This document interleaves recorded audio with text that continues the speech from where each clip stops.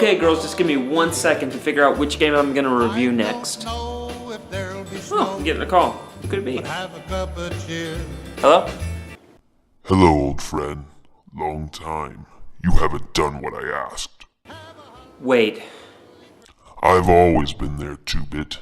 Deep in the darkness peering, long have I stood there, wondering, doubting, laughing. That password. Nah, it couldn't be. You know who this is. You're not done yet. Jurassic Park was a good film game. I want you to review a bad film game. One from your childhood favorite movies, Home Alone.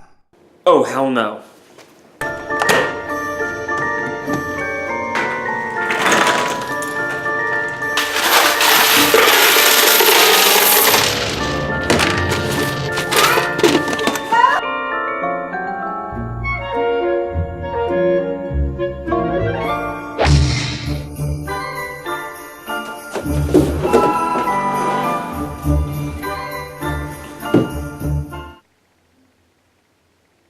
Okay, I'm safe. What are you doing? Just looking for Home Alone review, but then I saw this mess and I decided to... Do the review! Home Alone is an action side-scrolling game published by THQ as a merchandise tie-in to the movie. It was released in the holiday season of 1991 for all major consoles. The one I'll be looking at today is for the original Nintendo, developed by Bethesda, the same guys who just brought us Fallout 4. With those tidbits out of the way, or should I really say lack thereof, let's jump into this review. The game has a pretty static start screen and a droning intro song. It starts you out at the front door of the McAllister home, and the object of the game is to avoid getting caught by the wet bandits. You must survive for 20 minutes until the police can arrive to arrest them.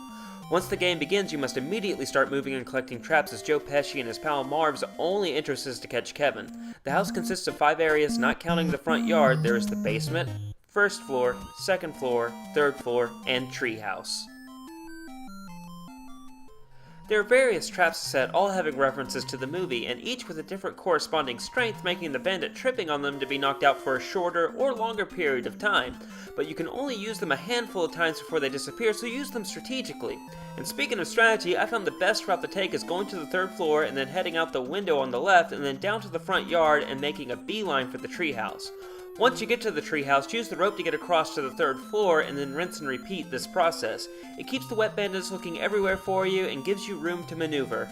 If you find yourself in a tough situation, you can also hide behind objects like beds. Just walk up to it and press and hold up. But I wouldn't recommend staying there too long because they will eventually notice you. A cool little trick I found in this game is that you can moonwalk. In the treehouse, just walk all the way to the right and then press back and Kevin will start moonwalking. Pretty cool. Macaulay must have learned that from his sleepovers at Neverland. The controls are decent overall, but in some spots sluggish, like climbing up stairs, ladders, or down the side of the house. Besides that, they perform decently.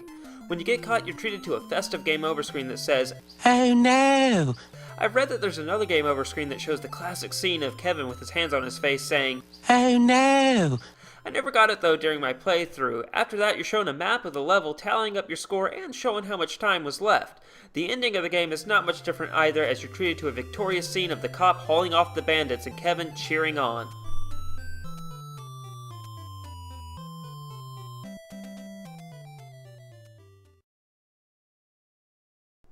The graphics are decent to poor, the character sprites are decently defined, Kevin looks like Kevin, Joe Pesci looks like himself, but Marv looks nothing like his movie counterpart except for his height. The characters' movements are a little stiff. Kevin looks like a caffeinated squirrel trying to do the Charleston even when he's climbing up stairs and pipes. Joe Pesci and Marv look like Scooby-Doo characters with their torsos stiff and their legs wobbling all over the place. The house looks like a cheap dollhouse that was cut open and pasted into the background.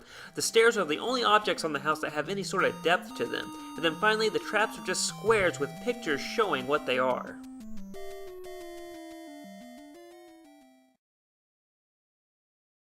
As I said earlier, the opening theme just drones on, and it's not that appealing. The main gameplay theme is a little bit more upbeat and pleasant to listen to.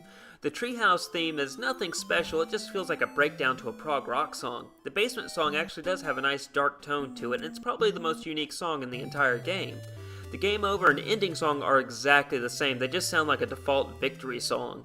Not much for sound effects in this game, just a squeaky sound for picking up traps and a sonar sound for laying them down, and if the bandits hit one of your traps, you just hear a classic Dizzy Bird sound effect. And now for my final verdict. Hello? You didn't think you'd get off that easy, did you? What do you want from me? I reviewed the game! You're not done yet. You still have Home Alone for the Super Nintendo. No, not that one! Anything but that one! Search in your heart, 2-Bit. You know it needs a review. No! Alright, I'll do it. The Super Nintendo version was developed by Imagineering Inc., the same guys who gave us games like Bart vs. the Space Mutants, Home Improvement, and Penn & Teller's Smoke and Mirrors. The game has a slightly better opening with the actual theme of the movie playing, showing the Home Alone logo with the house light turning on. But this is where those similarities start to tear away, as Home Alone for the Super Nintendo, the Wet Bandits are an entire gang invading your house instead of just two schmucks. The object of each level is to gather your family's valuables and drop them in a chute to the basement safe. Once you've gathered enough of these items, a key will appear to unlock the basement that the McAllisters clearly never use, as it is filled with bats and rats that you must get past to lock the valuables away. You'll find the valuables in the most oddest of places, like a money bag stuffed in a toilet. I don't know about you guys, but either the McAllisters are hoarders, or they're doing some shady shit to have to hide their stuff. Some items you'll have to knock down before grabbing them, like a ring on a table. Jesus, why can't I just jump on the table and grab it? No, I have to use Kevin's dense body to jump up and down to shake the table to bring the ring to me. Anyway, the first level will have you gathering luxury items like jewelry, the second, toys, the third, electronics, and the final level will have you collecting rare animals. Okay, that's it. I'm convinced. The McAllisters are black market smugglers. I mean, who the hell else would hide money in a toilet, toys behind paintings, TVs and bookshelves, or have an entire room in their suburban middle-class home dedicated to rare birds? Sheesh. I mean, Pablo Escobar would be impressed with the McAllister setup. Your weapons are a water gun that stuns your enemies. Yes, the Wet Bandits are vulnerable to water. Yeah. You'll also have a slingshot, baseballs, and a BB gun that will give you range when confronting your enemies, and unlike the water pistol, these weapons will actually take them out. The slingshot has the weakest attack but the most ammo, the baseball is the strongest with the least amount of ammo, and the BB gun is a nice balance between the two, or at least that's how it felt on my playthrough. You'll also be collecting pizza slices and whole pizzas to fill up a gauge to give you extra life in the game. Did he just eat a whole pizza from a toilet? And why was there pizza in a toilet? What the hell's wrong with this family? There's also aftershave found occasionally in bathrooms that works exactly like a star from Mario Bros., making you invincible and faster for a short period of time. I must say the controls are much smoother than in the Nintendo port, as moving around, platforming, and going upstairs are very easy to do, as you will have full control over Kevin's movement with no delay or stiffness to it.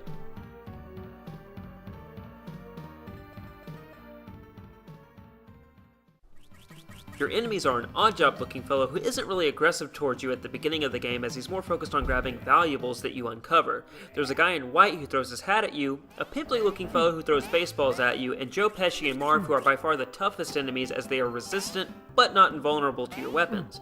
There are hazards throughout the house that can hurt you, but you can also use them against the bandits, particularly Marv, as he is stupid enough to walk right into them.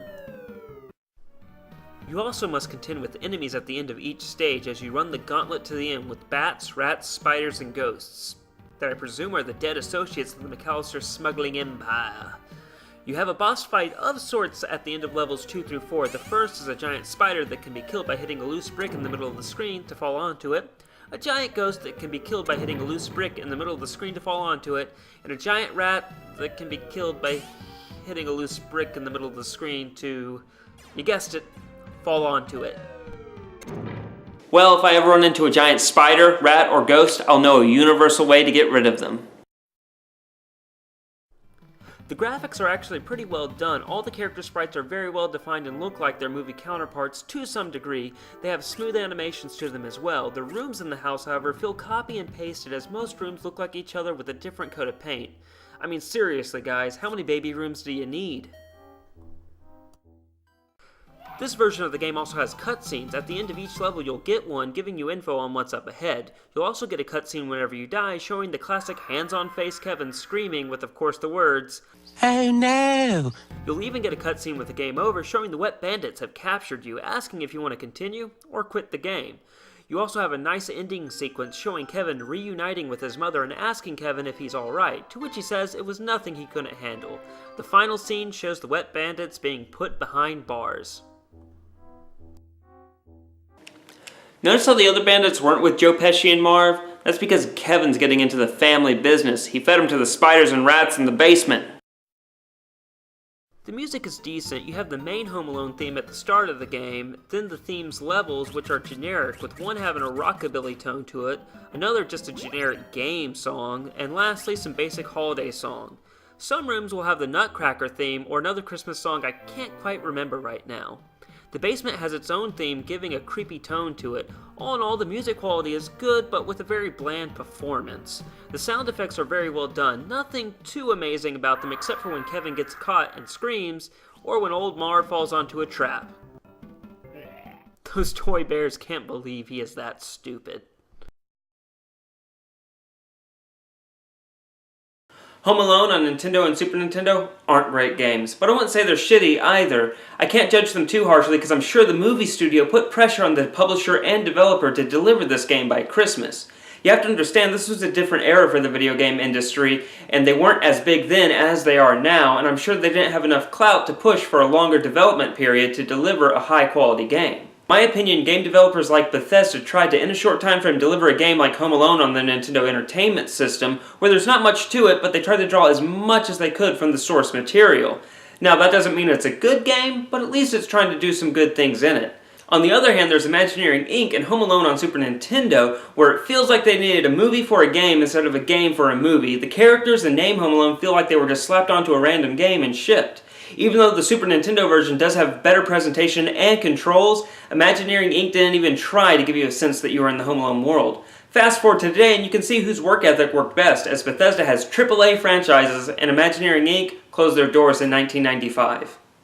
My final verdict for both these games is I'd buy them maybe for $1, or hell, probably just to emulate them next time I want to play them, if I want to do that. But if you just absolutely have to own a Home Alone game, go with Bethesda's version on the Nintendo, as it at least tries to deliver on a good experience. The Super Nintendo version is just a straight up cash grab with mediocre gameplay and presentation. I hate that game, and I hope I never have to play it again. It's that bad. I know the Sega Genesis has a version of Home Alone on it. Hopefully I can review that someday and it'll deliver where the Nintendo versions fell short. Anyway guys, that's it for me and my review. I hope you have a safe and happy holidays and play on. See you later.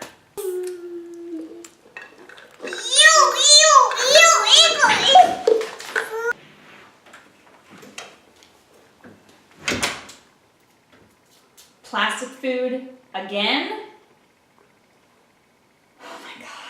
I just had to finish the review. You have until the count of 10 to get your ugly, no-good keister off my property.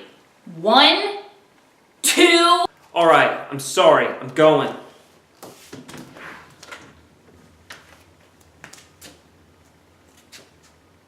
But it's Christmas. 10!